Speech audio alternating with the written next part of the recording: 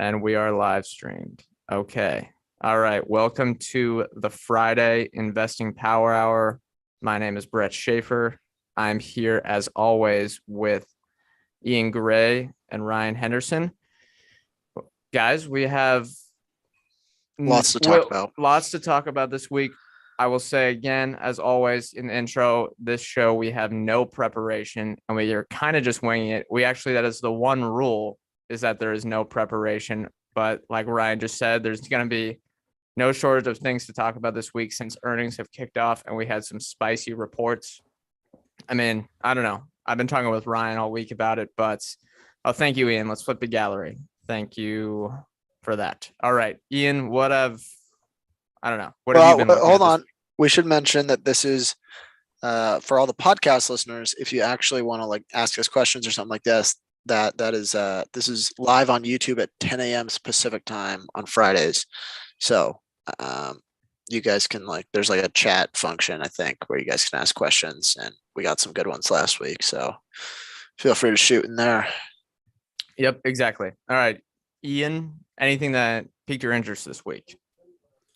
Well, I'm going to take a step back from kind of the news, and I actually started the snowball this week. And so it's going to be a little bit of a push to try and finish it before the meeting starts, but I'm going to try. And so just about 2.5 chapters in so far, but enjoying it. I think for those who don't know, it's the Warren Buffett biography. It's very detailed, lots of information, really paints the full picture of kind of these different events that are happening. And so I think I always love kind of digging into people's lives, and especially people who have lived or who are great in some field or in their whole life. But just kind of getting to get real granular on great people is something that I enjoy doing. It's kind of interesting to me, and what makes people tick and how they got to the level that they are, and what the shortcomings were and what the things that really propelled them were. And so anyways, I'm excited to finish. I think both of you have read it, right? Yeah. First 100 pages aren't good. I'll admit that. It's a little, the early life, I think they may have done a bit, a few too many words in the early life, but that's okay. It gets good in the middle. I think it's entertaining, the early life, to see how inquisitive of a child little Warren was. Fireball. I guess. Well, we maybe can do that in 20 pages, not 200, but who knows? It will be a tall task to finish that before the meeting, Ian. Yeah, basically 1 week from right now. Yep. And that's what, 800 pages? Yeah, something Correct. like that. That'll be tough. I like reading though, so I've got some motivation to get this one done. So we'll see. I'll give an update the next time we do a power hour. Yeah. All right. That will be post Berkshire. So I assume we're going to talk post Berkshire at the next one, because next week we'll be off. This is another good time to mention. Yeah, we're not going to be doing this next week, but for anyone who doesn't know, we are going to the Berkshire Hathaway annual meeting, Ian, Brett, and I. So if you're there, give us a shout either over email or Twitter or something, and we'd love to meet up. Last time we were there, we saw some listeners, or we met some listeners, grabbed some drinks. That was fun. Yep, there should be some Motley Fool people there as well that we've been talking to. A lot of people, if you're in the FinTwit universe and kind of within our sort of fundamental investor group, that there's all those different types of styles on FinTwit. A lot of those people will be there as well. So probably just DM us on the Twitter account. That's the best way to access it. All right, guys. Our email is also chitchatmoneypodcast@gmail.com. Yeah, we'll make sure to put it in the show notes, and it should be in any other podcast show notes. All right, let's get to real stuff today. What's the first thing we should talk about? I know everyone's been talking about Netflix, so I don't know if we want to cover that. Well, yeah, I do. Let's start with that. All right, Ryan, you just talked about that on Motley Fool Live. So any big takeaways? What are your thoughts? Well, okay. First things first. I think they're like the first big company to report during the earnings season, and I think that's a huge disadvantage, because no matter what happens, it feels like the investor reaction gets amplified because everyone's just like waiting for a report. So I wonder if they were 2 weeks later, how much they would be down compared to being the first to report, because they're down like 40%. since the report, which is a pretty wild swing. And I think they're down almost 60% on the year. So I don't know, it's kind of shocking. And I guess for anyone that wasn't like aware of the quarter, subscribers declined quarter over quarter for the first time in a decade. They would have been positive if it weren't for basically axing Russia's access to Netflix, but still it would have been like a really low subscriber ad. I don't think that it's that attributable to competition. Everyone is saying, oh, well, the industry's attracted so much capital that Netflix like can't keep its position. But their market share among TV viewership in the US, they sustained it during the quarter. So that kind of tells me that maybe it isn't the competition, that maybe it's more they've just hit saturation in the mature markets. Or they've hit a roadblock internationally. Yeah, they also said that a lot of the Eastern European countries, like there was some attrition over there just because of like they think it was related to the Russia-Ukraine situation, like maybe just tightening of purse strings in some of those areas. Maybe over like fear that the conflict's going to escalate a little further, but I don't know. I just feel like it might be an overreaction. I'm never going to be long Netflix because I don't know why. I'm not going to be. I can't really predict what's going to happen in that industry, but I guess never say never, but it feels, and I say this every quarter it drops, but I'm like, it feels like a good time to be an owner. Reed Hastings, like, I don't know, that management team always figures it out. Yeah. I agree. If you're bullish on Netflix, this is where you kind of gotta, I feel like, grit your teeth and get long, but it doesn't feel comfortable. Obviously, I've never owned it, so it's hard to tell. Don't really have a read on it, but I think it's interesting to look back on their sort of buyback talk, their video game initiatives, and that was maybe a bit of a leading indicator that they're reaching saturation with the core product. I do like the advertising if they do it correctly, though, because you're seeing that streamers want that. Here's the conundrum, though. If they would have tried to kill HBO and embrace more of the high quality content, if you kind of know what I mean, instead of the low quality stuff that they're kind of pumping out right now, majority of which, those reality TV shows, what do they call that? Love is Blind, all that stuff just more of have on content instead of like maybe a really big show, say HBO kind of does a lot of those. Then the subscription model works perfectly because, you want, I don't know, that just works better for that stuff. But I get a little mixed signals about how like they went after these reality type shows, which are huge on the platform now, or action movies and really rewatchable action movies and stuff like that. That feels way more catered to an advertising tier than an HBO style one, if we're looking at the last 50 years of what's worked on television. I could agree with that. I do think the competition, that's like I feel like all the bears came out of the woodwork this quarter, and they're like, told you competition's going to get them. And it's like HBO's been around. This isn't like they've been around. They've been competing with all these companies. Now they're doing it maybe a little more head to head, but they've been competing with these companies all along. It's not new. Maybe companies are spending more, but I think, the ad supported tier, everyone bags on it, but I think it's probably a good idea. And I was watching something today from like one of the ex executives from Hulu, and he said if the ad supported tier is done right and you get the advertising right, the ARPU is higher than the pure subscription, like meaningfully higher. Yeah, Ian, any thoughts on that? I don't know. I think I probably attribute more, like, I don't know in this quarter, but I think that the competition is a bigger deal going forward. I think as all of these streaming services start to get on, like with Disney Plus releasing the Mandalorian, or not the Mandalorian, the Obi-Wan Kenobi series soon, and Netflix has the new season of Stranger Things coming out. I think there's going to be people who start to rotate around, especially if Netflix starts to do the where they're charging for the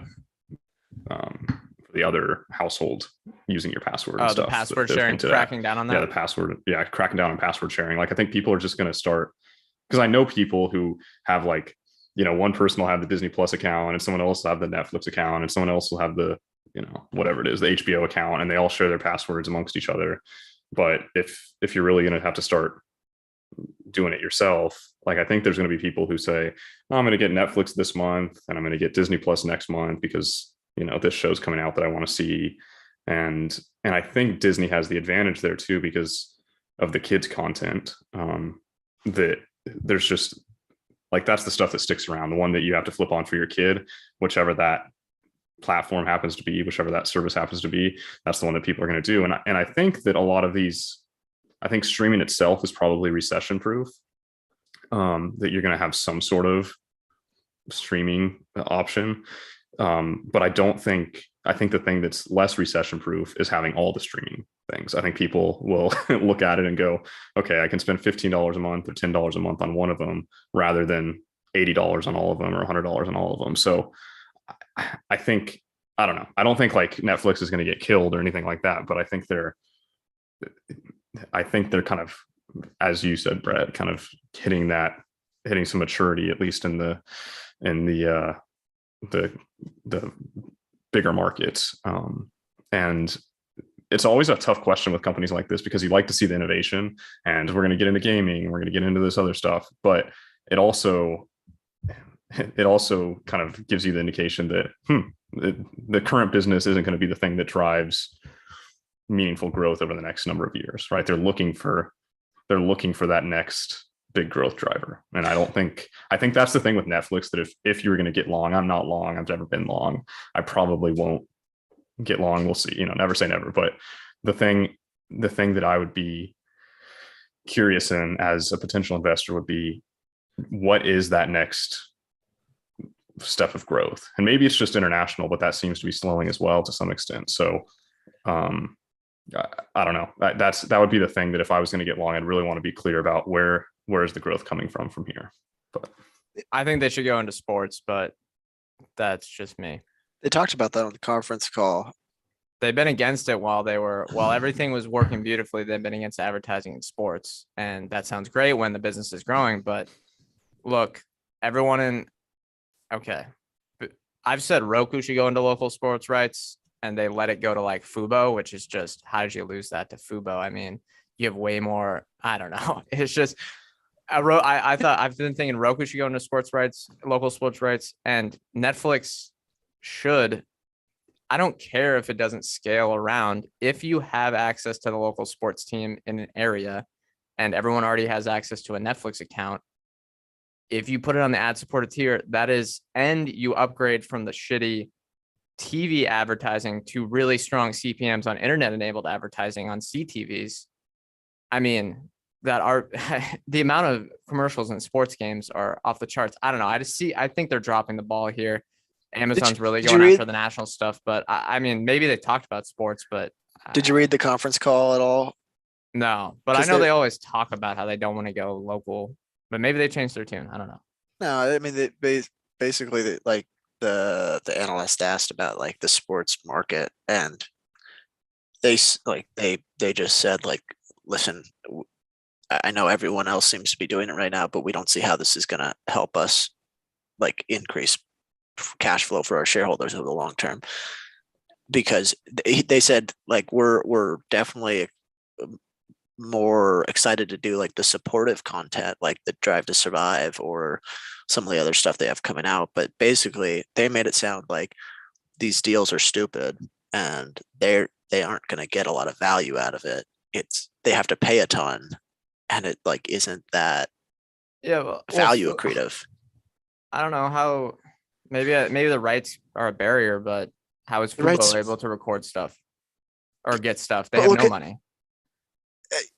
Yeah, and they're burning money. Like, I think the rights are too expensive. Netflix I don't know. I just kind of disagree. I think the sports, the reason that the results are there. The rights are too expensive.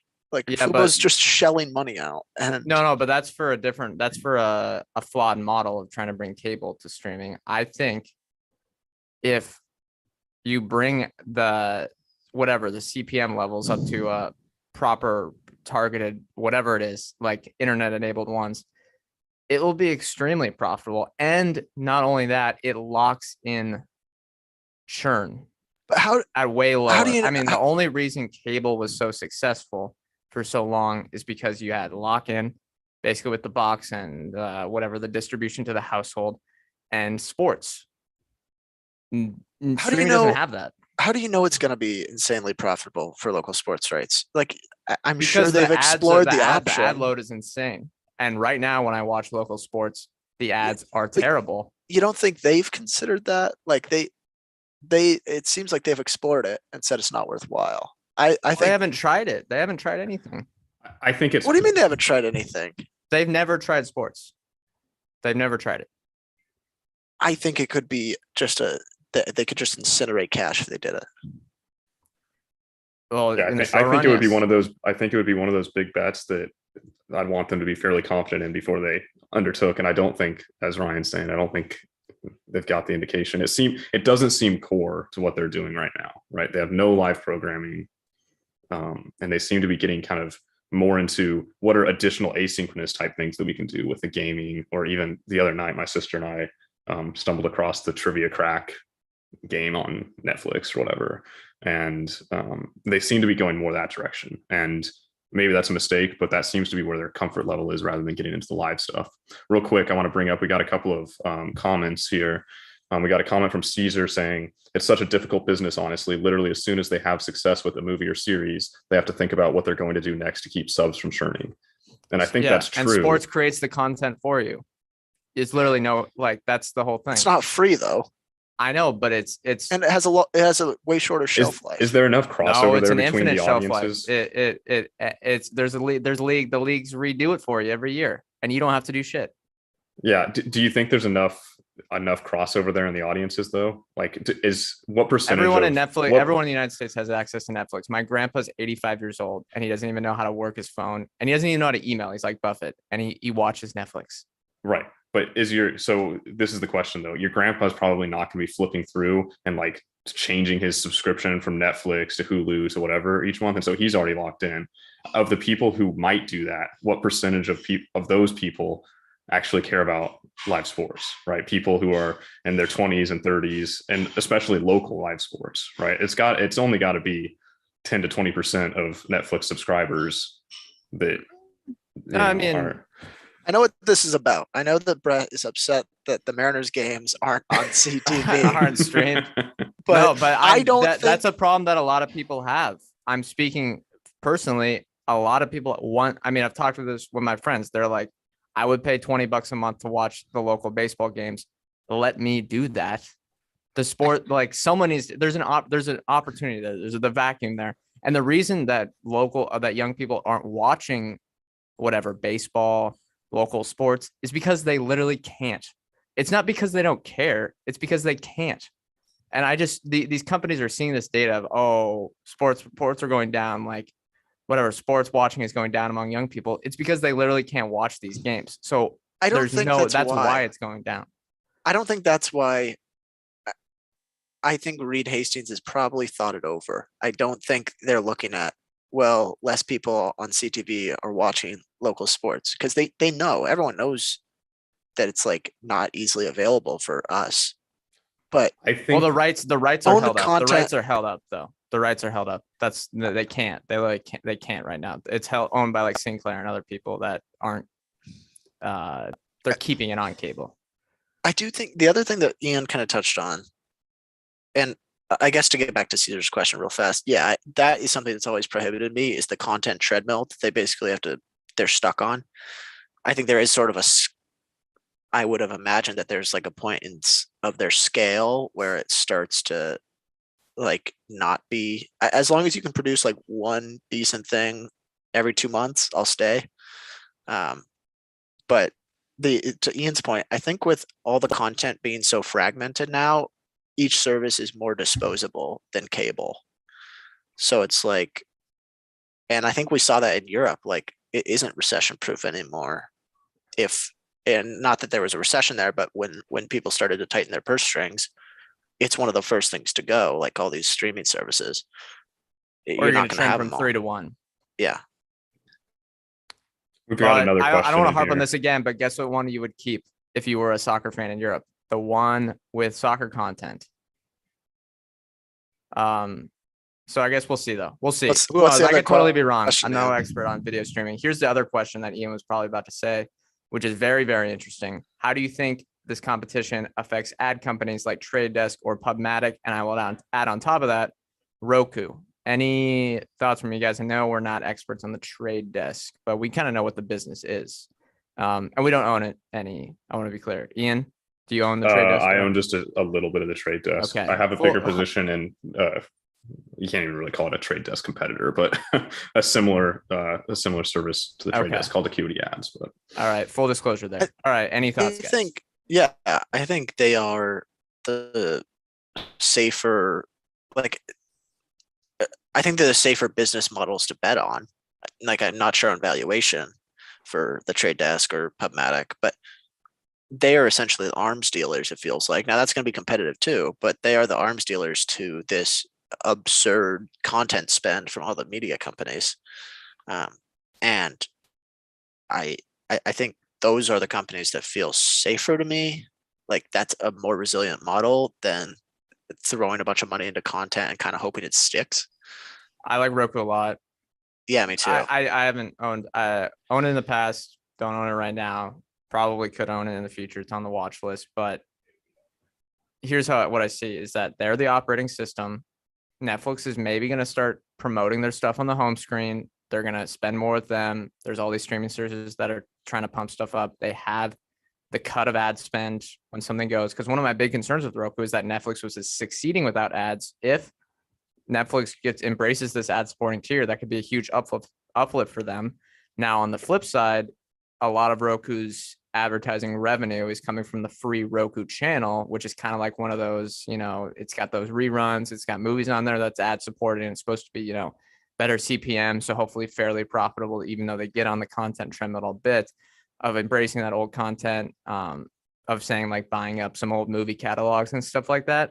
So that could be a headwind if Netflix, goes into advertising tier, or, obviously YouTube's been a competitor with that as well. But I think overall Roku will benefit from this shift if it really is this big shift, and Netflix has to embrace advertising and become more level playing field among all the streamers. Yeah, and it's also Roku's pricing model agnostic, where if you're subscribing to Disney Plus, Roku gets a cut. If you're on Netflix's next ad supported, I imagine there's, I believe the way Roku's works is they get a cut of the ad supply to fill. I believe it's a bit of a black box. I've never been able to confirm it, but I think that's how it works. Yeah. Yeah. So like if you aren't if it isn't subscription monetization, or if it isn't subscription revenue for Roku, I believe you have to designate a portion of your ad supply to Roku. Like, you have to give it to them for them to fill. As long as people are going to CTV, they win. And here's the thing, Netflix used to have the negotiating power to not give Roku any cut of subscription dollars. May that change? Because it's sort of like the battle that people have with Apple, not nearly as powerful, obviously, of Apple with the smartphone stuff. But I could see that happening where, and people always say that Roku is just like that. I don't know. They say it's a commodity. Well, I disagree, because I have the TV. It's a Roku TV. I'm not switching. Yeah. And I'm locked into the operating service, and it's a good operating system. It works very, very well. A lot better. Very than easy. Amazon Fire, way better than Amazon Fire TV. And everyone okay, and maybe I overestimate this, but the layout is so simple that I think it's a huge, like, I think it's really valuable for them, because one of the people I live with now has this horrible, I think it's an Apple TV. I don't know, but it's insanely hard to navigate. The Fire TV is insanely hard to navigate. Roku, I know exactly where everything is. I know exactly. It's a very intuitive operating system. I'm not going to switch. Well, next TV you buy, I'm assuming over the next decade, you'll buy like maybe one more TV or something. If you move somewhere, it's most likely going to be a Roku enabled one just because of your customer experience. Ian, any thoughts on there? And maybe we want to talk about the ads, not the DSPs or whatever, those advertising technology companies. I mean, it seems like it'll just be a rising tide for them. Yeah, that was the direction I was going to go. Is I think for the companies like the Trade Desk or QD Ads, like I was mentioning, I think this is generally the competition is a good thing because it seems to be driving subscription prices towards zero, which means that they're going to become more ad supported. Because of all the competition, all these companies are having to figure out ways to still generate income and have people, like, the best thing to help with churn is when you actually don't have to pay each month, right?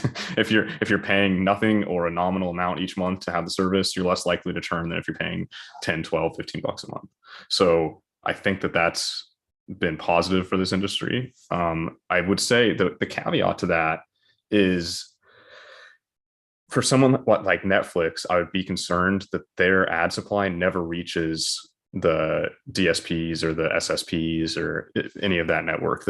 I would suspect if Netflix was going to do it themselves, or that if Netflix was going to do an ad supported platform, they might build their own ad network, similar to a Snapchat, similar to a Facebook, similar to a Google. You're thinking walled garden? That's ambitious. No, I don't think they want to do that. They said they won't on the conference call. Oh, really? That's it. That's a lot. They said they want to delegate that. It's a heavy investment right there. Well, that's good to know. I did not see the conference call yet, so that's good to know. That's what I would have thought as well. It seems like they like doing things in house. I mean, they talked about bringing all the gaming. They said they want to produce the games in house. But where are they going to get the cash to do both of those things? That's just my question. Like the ad technology debt would Netflix more debt. I don't know. I just don't see where they're going to get the cash to do that. And I don't know. They basically said like the gaming. I think that's probably why they're going to delegate the ad tech to other companies, but because that would probably be really expensive to build out. But the gaming side is just going to replace linear content spend. And the interesting thing is, I think I actually like that strategy, because I think Netflix really benefits from virality, where like you almost get FOMO when everyone's talking about a show and you haven't seen it. Yeah. Squid Games, right? Mm-hmm. Yeah. If you can, there's always that with gaming too. Like everyone, that was basically the whole Fortnite craze, right? There's like, that industry is like really built on virality and like games hitting sort of a success threshold, and then it attracts more users. If they can do that with something like the Exploding Kittens game, which I think will do well, and then you can parlay that with some content, like some linear content, I think that's a good strategy, and that could build a lot of that sort of like FOMO. What am I missing on that game? It's very easy to over mobile. It's very accessible. So I don't know, I like that. I like the idea of trying out some interactive content. I like it if they succeed. I just don't think they will. I don't know. I'll believe it when I see it. I just get a little nervous. But yeah, if they execute, I mean, it'll be a great addition. All right. We've belabored Netflix. We've hit streaming a lot. I think that was good. Anything else this week, guys? I mean, Tesla had earnings. Fantastic. I think, what should we all say? Fantastic report. Yeah.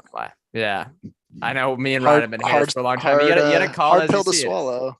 It. Yeah. Me and Ryan have been haters for years, but you got to call as you see it. If they can produce those type of gross margins, even in this commodity environment, I think it's highly impressive. Now, I do wonder, like, I wonder how they're doing that. But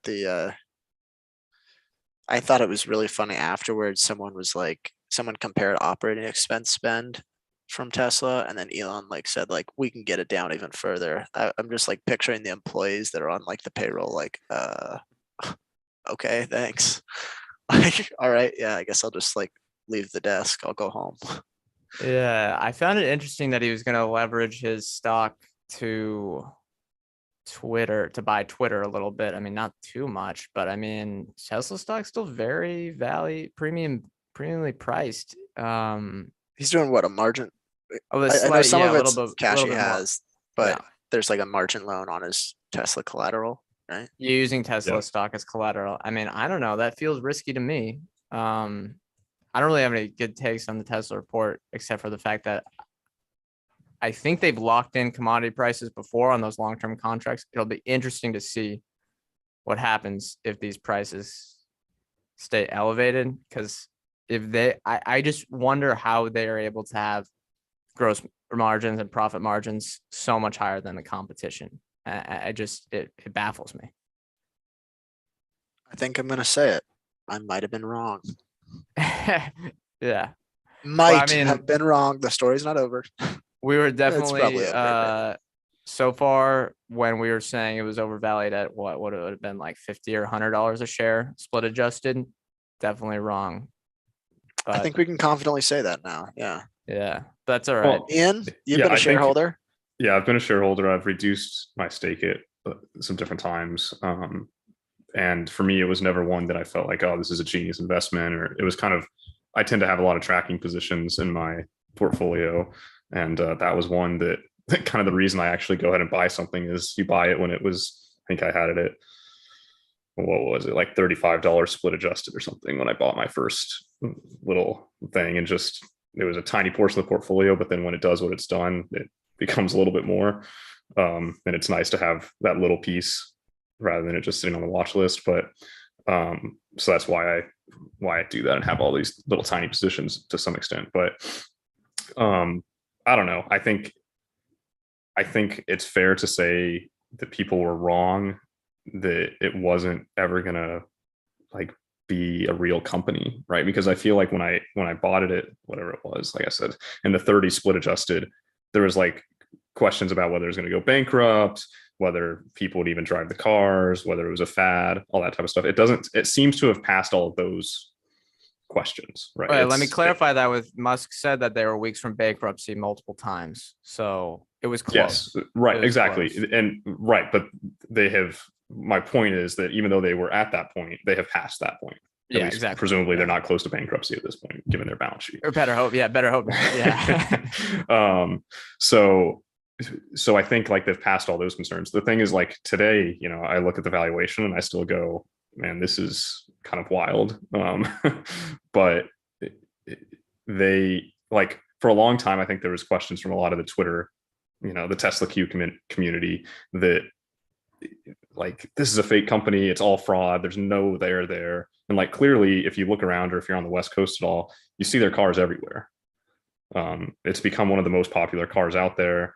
There's a lot of concerns about the quality of it, and I think those are fair, but it's a real company. And is it one of the top 10 most valuable companies in the world? Like by market cap it is, but I think it's like, I think that's a much more, I think you guys are not wrong that that's probably not the truth, right? In the long term. If it's a fraud, it is the best run fraud I've ever seen. I want to clarify this. There can still be fraud committed at a legitimate company that sells products. That those two things are not mutually exclusive. Right. I'm using that term correctly. They have committed clear fraud at least one time. One of them's definitively clear. The solar roof tile reveal. Now it was for the good of America and the world. Do we want the planet to die? We need them to commit fraud on a Hollywood studio with a fake solar tile. We do need that, but. That's been proven in court to be fraudulent. It has not mattered. I also think the full self-driving reveal will prove to be fraudulent, but that one's a bit unclear because they're still selling the product. However, that stuff has not mattered. And obviously millions of people are still buying the cars, especially on the West Coast. I did learn that up until 2019 though, 0.2% of zip codes, which are basically all California, and I'm assuming the Seattle one in Washington, covered 25% of all electric vehicle sales in the United States, which is kind of wild. So, and we lived in that zip code. Yeah, our electric vehicle sales, excuse me, tied to the NASDAQ to QQQ prices because of all the stock options. I think maybe in 2018 they were, but not anymore. It's more mainstream now. Yeah, it's too mainstream now. I don't know. I feel like I don't like how good some people feel about themselves by having an electric vehicle without knowing like where that power is coming from. I mean, yeah. I mean, well, you bend metal with magic, right? It doesn't take any energy.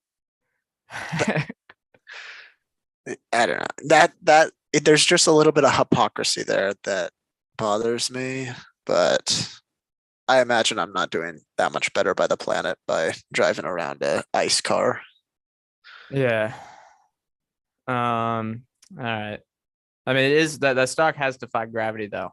I will say that ARK Invest, man, they must be glad that was their largest position, because if that was not their largest position, I'd be really worried about that fund and other funds that invest like that, because that's been like ARK is down like 60% and Tesla's been flat basically, or up over the last year, but like flat since the start of the year. I mean, that it just feels wild to me that even though obviously the report has been solid, but almost every company's stock has dropped, like at least in the technology sector, excluding energy, stuff like that, has dropped like 20%.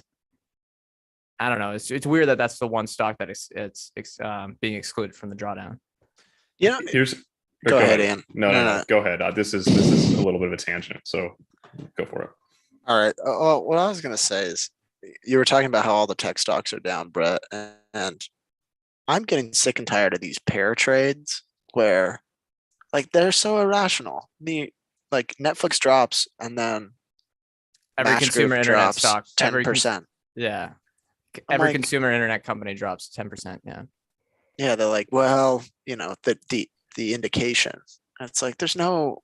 It's a Why totally are you different sick company. of that? That's great. It creates awesome buying opportunities. It is good buying opportunities, I I guess. don't. I enjoy the buying opportunities. I don't appreciate the irrationality, and I know it's probably just some algorithm that's doing it, but whatever. I Feels was gonna deranged. I was gonna put forward a little bit of a hypothetical here. So, what do you guys think next 5 years better performance, Twitter or Tesla? And if Twitter gets taken out, the returns are whatever it was. I don't want to play Twitter, this game. 100% Twitter. I don't want to play this game. Put it in the books. It'll be on the internet forever. I said that. I am highly confident it'll be Twitter. If it gets taken private at a premium, I would be extremely confident. I don't know. I do not like Twitter as an investment ever, other than the fact that, I mean, the bull thesis at this point, well, the bull thesis like from 2 weeks ago was that like basically it's going to be a bidding war. I honestly haven't kept up with it enough, but I just don't like the idea of billionaires owning media outlets. Like, Wholly on the frustrates communication me. services. Yeah. Yeah. As someone who's criticized Tesla, they're gonna, like we said, they're gonna shut us down. He's gonna shut us down. Yeah. What's weird though is Twitter's business. Okay, excluding the SBC, like that's whatever. That's its own issue. But the business, I don't know, has grown pretty solidly, if I'm not mistaken. Right? Well, has on a per share basis. Let me look up revenue per share growth. Let me put Coifin in action here. Let's see what we can pull up. It's grown, but it shows just how much it used to be worth, like just how overvalued it used to be. It came out at 80 times sales, isn't that right? It was hot in 2011. I mean, everyone thought it was gonna kill Facebook. Even that was the thesis. Turns out it was Instagram.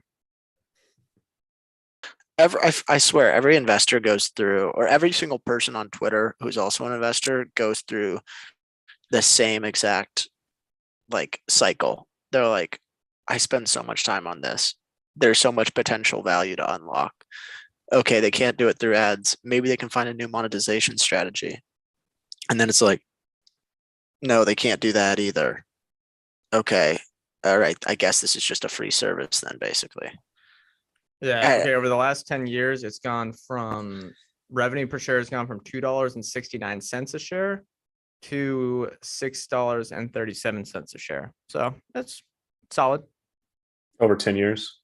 Over 10 years, approximately. Run your own numbers exactly. I'm just looking at a chart here. Mm-hmm. It's not bad. I wonder Right, how but you much. wouldn't have when they came out in 2011. Like, you would not have thought that was going to be the trajectory, right? I think Revenue. people would have. Yeah. You would have guessed that they were going to 10x revenue per share over 10 years, right? There was so much, like you said, there was so much. Well, it was hype 80 around times it, and sales. 80 times sales, right? That's what you're expecting is huge revenue growth numbers. But It does feel like there's a lot of problems internally at that company. And part of that's just because Jack was like complaining about the board of directors. But well, he seemed to be the problem, if I'm not mistaken. He seemed to be the issue. maybe we'll never know.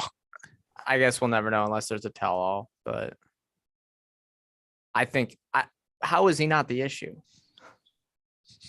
Well, because I think there's still issues now with him gone. True. Right. Like he's not involved and Twitter still, it's not like Twitter has had some remarkable initiatives and remarkable growth or even like a great plan. Well, it's only been 3 months, right? Yeah, but still, if you like, I'm not saying they would have like turned the whole business around, but would have thought maybe that there was like, it just seems like there's more controversy, right? Ever since that's happened, they've had numerous times where there's these controversy about what they're banning and what they're like, all things that actually aren't core to the business, right? Or at least not value add to the business.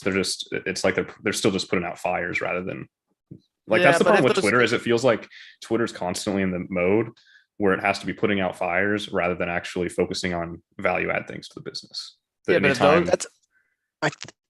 I think, and I've heard like executives talk about this, where there's like all this, like the back end was not done right.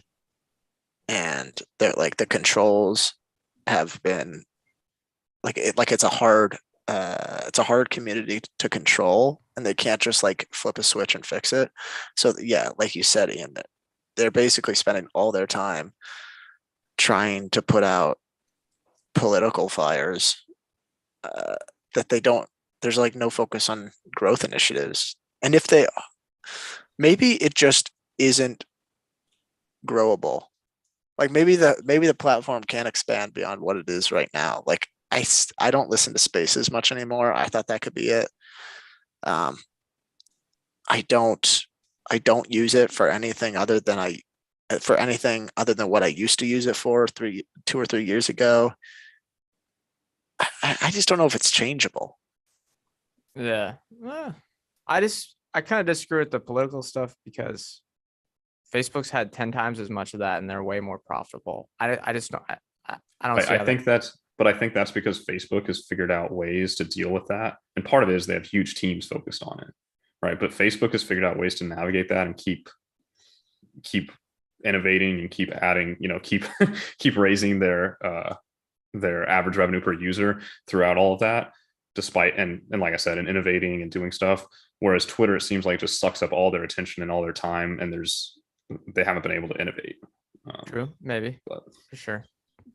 We'll see. All I right, read something, I can't remember where it was, but I read something, or maybe it was Zuckerberg in an interview, and he was probably, pumping Facebook a little bit too. But he made some comment about how big their, I can't remember what he called it, but their safety team or their compliant, like their basically the moderation team, and how big it was, and that he saw that as a major competitive advantage for them because they had the capital and they had the revenue to support such a big team where they could actually handle those issues better than, and this was post 2016, but that they could handle those issues better than any of their competitors in social media, just because they had such a massive team that was both doing it themselves, but also building tools that helped with moderation. So, and I think that's probably true. I think that's been proven out over the last couple of years. And things like Snapchat, it probably matters less because there's less of the general feed social component. But for something like Twitter, that's all based on the feed, I think they are at a competitive disadvantage with something like Facebook or Instagram because of they just don't have the same capital to devote to huge content moderation teams. Yeah, those jobs seem terrible though. Like it's a competitive advantage that we can pay people a decent amount of money to watch beheadings and child porn and tell us to delete it. Like, doesn't that job just seem like it's awful? Yes, but I I don't think know. I just I think that's a long-term I issue think there's for them. also, and now this is getting into areas that I'm not as much of an expert, but I think there are also a lot of those jobs are actually building tools that Interesting. Okay. that can catch that type of stuff effectively. Yeah, I've always content moderation in a perfect world is done through algorithms like that are picking it, even if AI there's tools and yeah, even if there's like, even if it, I think misses, not misses some to where it's put up, but they're overprotective, I think it's almost a good thing. Yeah. Well, that makes it hard to culturally, it's hard to navigate that stuff. I get surprised though, speaking of Snap, I get surprised every quarter that they continue to grow. Like, I don't know that it doesn't, who's on that? Am I crazy? I'm not that Me. old. You still on it, Ryan? Yeah, there. Or I are you have like this. monetizable? I thought you were just messaging. Yeah, I'm not monetizable. I don't even. It's basically I have this really long standing streak with someone from like 8 years ago. And I log on once a day and I send a picture of my face, and then I log on the next day and do the same thing. And I just want to see how high the streak can get. I don't think that's a very valuable user, but I'm But they're on there every growing day. revenue I'm a DAU though. It was brilliant. The streak feature was brilliant. for they But roped DAUs you in. to pump DAUs. yeah, I but mean, their revenue though continues to grow, and it's kind of surprising. I I think. yeah, I'm constantly blown away by how big the world of like how much advertising spend there is globally.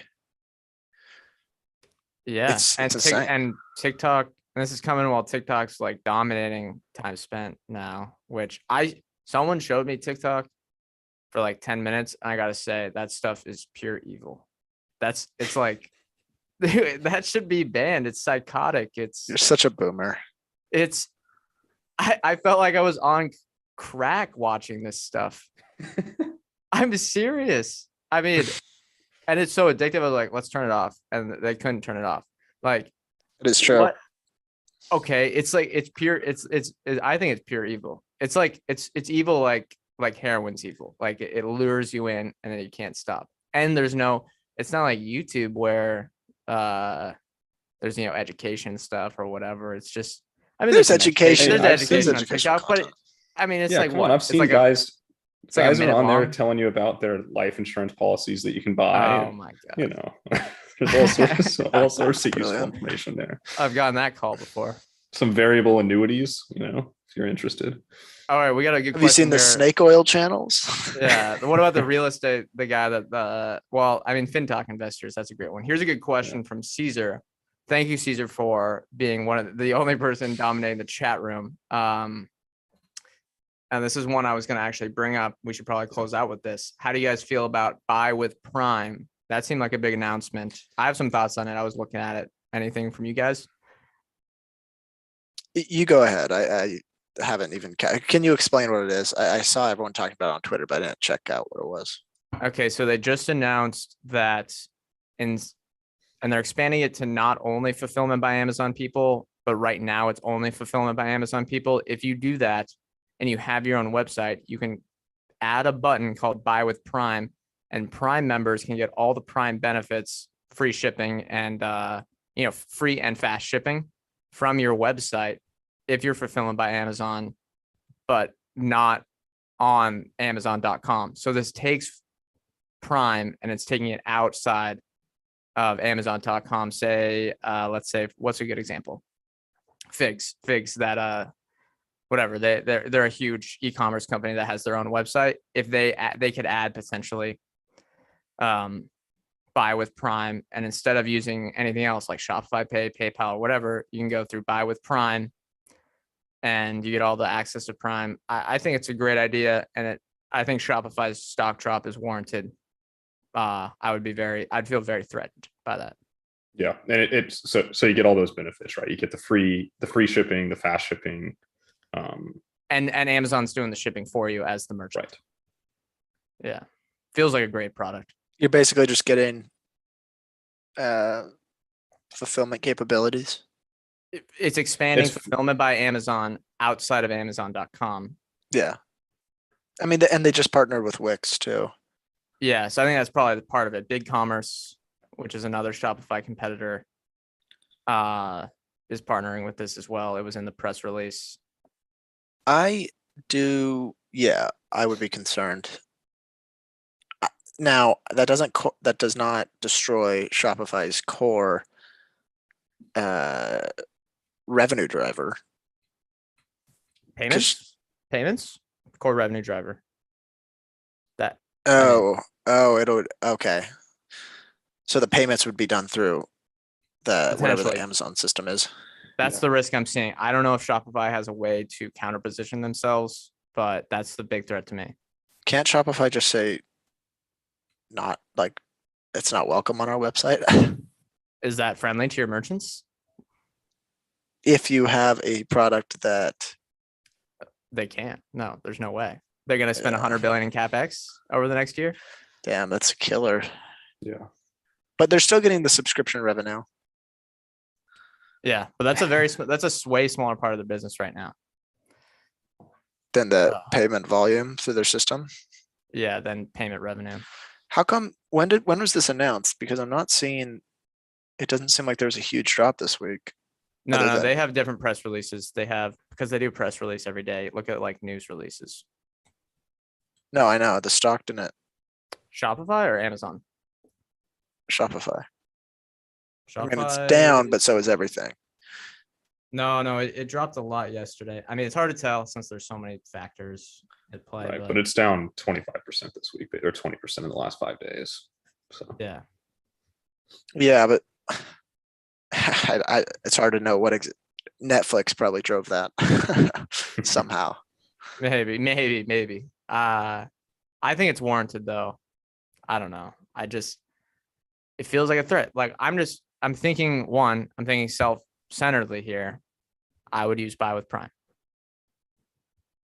yeah, me too. I think it's great as a consumer, right? To be able to go on a website and be like, oh, I get my Prime benefits and I'm not even on Amazon. That's awesome, right? It makes the Prime membership, I think, even more valuable. That's true. And so, it probably improves Amazon's pricing power on the membership fees, because if all of a sudden it becomes, because you get the benefit, you get the payment piece of it, which is like the same thing as the PayPal's been, but then to get free shipping and fast shipping, and it's coming from Amazon, where it's going to have like good return procedures too if you have to return something. All of a sudden it just makes everything, it just makes it better for consumers. And so, and you get Thursday Night Football for free. Sorry to bring up sports stuff again. Little callback. Sorry. I don't know if that's the number one reason people buy Prime, but I think Shopify's got to have some sort of way to counteract this. Whether that How though? How? because it Because really it's is in based their on the fulfillment marketplace. network. But how Right, do they? Shopify they can't might repeat not. They it's can't in their repeat- marketplace. What are they gonna buy? What are they gonna buy? App, UPS? app integration is $30. We get a cut of any Buy payments with Prime? that go through a Shopify website. I'm sure that, yeah, but that's gonna hurt margins. I mean, Wix basically and all the other ones have zero. They're basically saying we're gonna go with Amazon here, and basically try to partner with them. But Shopify said like things also like they're gonna enhancing the buy value Amazon prop. in yeah, they said they're gonna buy Amazon in 2030, and it's like, all right, no, like their ambitions were to defeat Amazon, and that's what the stock got up to $200 billion market cap. But now I feel like they have to embrace each other. Well, did you see that Toby Lutke changed his profile picture back from an NFT to his normal I missed that. profile pic? What a shame. It's a bear market sign. What a shame. Yeah. Someone But- said, the bull market isn't over until, or he's like, this isn't a true bear market until Toby Lutke changes his profile pic back from an NFT, and then like a week later he changed it. Well, yeah. Is that like, I think we may have talked about this before, maybe not in this show, but I feel like the NFT stuff, like if any sort of executive embraces that, I'm like, oh no, no, no, no, no, no, no, no. If it's like a company you like, I'm like in my back of my mind, I'm just panicking. It is a bit of a yes, it's a yellow flag, 100%. Starbucks adopting it. What the hell was that about? Yeah. It makes me wonder about like, well, it basically pulls a boy who cried wolf on the rest of your press releases. Like, They're like, oh, okay, a lot of our stores are unionizing, but we also have an NFT marketplace. So yeah. check Do that you out. remember? Do you remember when Axie Infinity was going to kill all the gaming publishers? Do you guys remember that? Do you guys remember that? The play to earn games that were basically a Ponzi Oh, scheme yeah, to yeah. have people become serfs in the Philippines. I had kind of heard about it. They wanted. It collapsed, I never guess. mind. It's basically collapsing. I don't know. So Are you turns sure? out they didn't kill Call of Duty. They asked us to advertise them on our YouTube channel. Axie Infinity? Yeah, No way. swear to God. Our tiny YouTube channel. They must be doing really well as a business. Our four listeners, you guys better get on Axie Infinity. Hey, I don't even know what it is. How do you you have to buy. know, You have to okay. buy a token first. So I'd have to read up on it. where does this happen? No, there's like it's like a video game thing, but you have to buy your character with a crypto token. So you have to like buy your crypto token, and then the more you play, A the video more game on tokens you earn. what? Online, A video- on your phone or on Okay, whatever. so there's an on app? whatever. App, There's an app. computer, whatever. It's like a social. Okay. It's like one of those. It's I guess Pokemon is kind of a open world type game with a bunch of other people type deal. So you have to buy a And you have these token. little- you have to buy a token to play, and the more you So it's play pay to play. and play, yeah, pay to play. No, you have okay. It's you have to pay into the Ponzi scheme. So you have to buy the tokens, but then the more you play, the more tokens you earn. So like you have to, and then you have to get more people to like buy them. I don't have the exact details, but again, That I know doesn't for a sound fact you have to necessarily- buy the tokens to come in, and then Okay. a bunch of people in the That's- Philippines were doing this because the amount of There's the money they could hypocrisy earn for me. compared to the foreign exchange could make them decent amount of money. In the US or something, it would be not enough, but they were doing that. And so it was basically just a donation from US VCs through these crypto tokens into the Philippines. And I was just thinking, why waste the time of having people spend 6 hours a day on Axie Infinity when you can just donate money to these people to have better lives? Wait, so I'm still confused. You buy the token. Wait, so first of all, the whole point of the game was to like eliminate pay to play. I know, but But it's you have to buy a token to play? hypocritical. As everything in crypto, it's hypocritical. So All right, I'm not going to turn this into some like bear rant on crypto, but I genuinely don't understand where the value is. You, there's you no buy value. a token, and then you can get unlimited tokens when you play. You play to earn, yeah, and also it's a currency, so the price of the currency skyrocketed like 100x in the summer, so that was beneficial.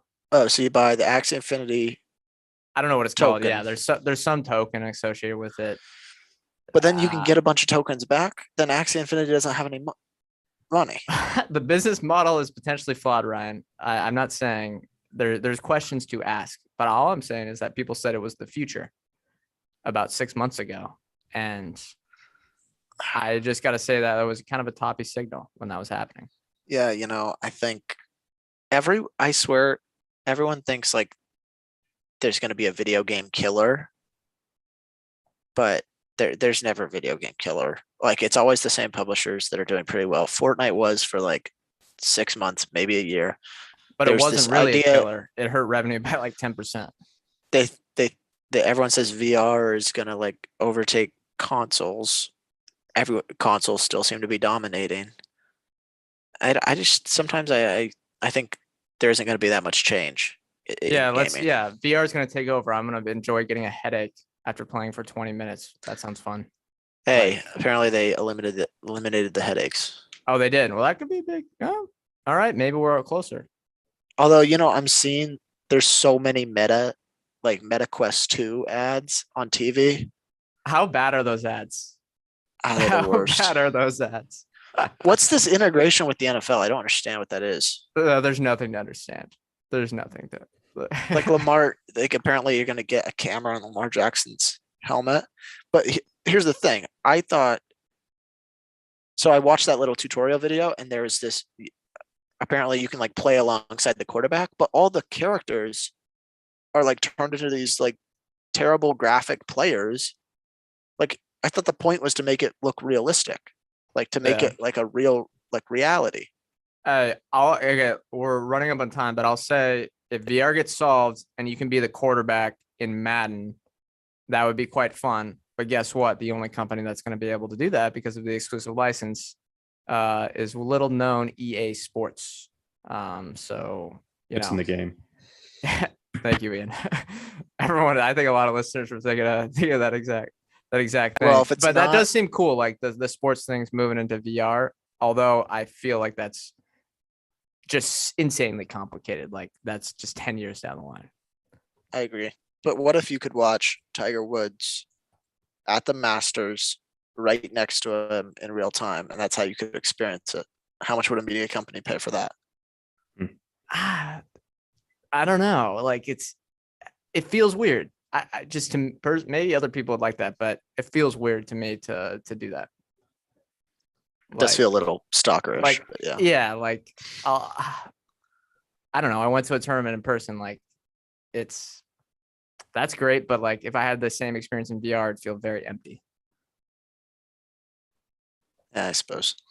All right. Well, I think that's gonna do it. We're 2 minutes over time. No show next week. I know there's no one that's watching on YouTube. So, no, we got 6 people here. I guess we're growing. We have a 50% growth from last week. But that's going to do it for this episode. We'll be back in 2 weeks after Berkshire. We'll give a little recap of that. Let me just give the disclosure just in case. We are not financial advisors. Anything we say on the show is not formal advice or recommendation. Follow us on Spotify or iTunes to get all the show recaps plus different show formats covering individual stocks. Thank you all for listening and watching. We'll see you in 2 weeks.